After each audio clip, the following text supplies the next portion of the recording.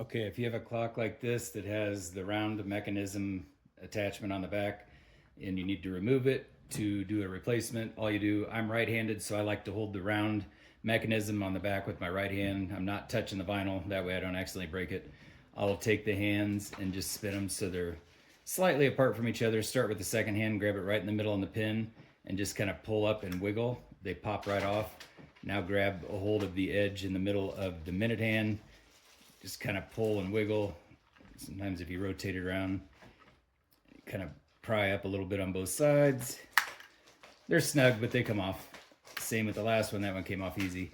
Then you have one nut right here in the middle. You can just grab a basic pair of pliers or needle nose pliers and loosen it up a little bit.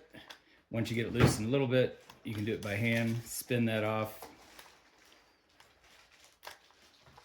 And there's typically a washer underneath that. You can pull that off. And then lift carefully the clock off of there.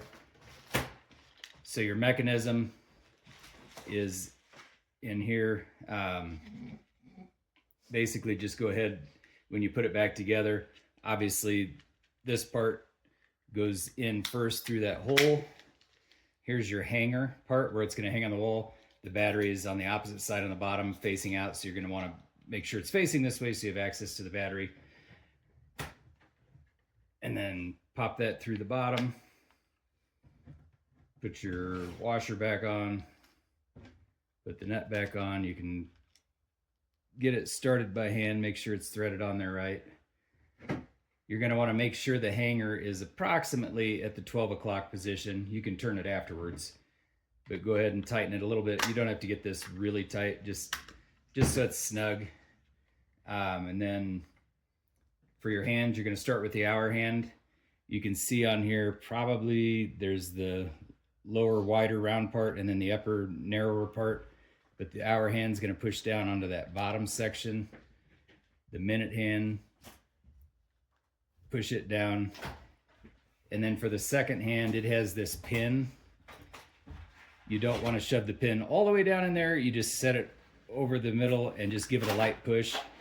Then if you just kind of give it a little tug and it's bitten and connected onto there, it's good. You don't want to shove it all the way down flush.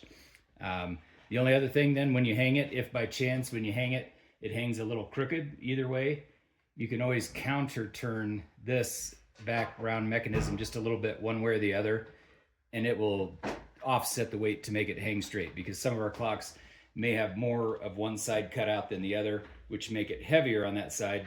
But that's the solution to that, is just counter turning this, and eventually you'll find that right spot to where, depending on the hook you put the clock on, it will hang perfectly.